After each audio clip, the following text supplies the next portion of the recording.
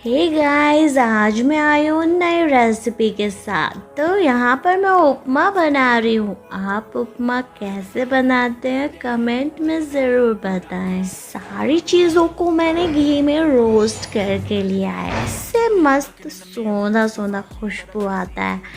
और बटर में मैंने तड़का लगाया है राई, हरी मिर्च, करी लीव्स और प्याज ऑनियन के साथ। अगर आप मटर भी ऐड करना चाहते हैं तो कर सकते हैं।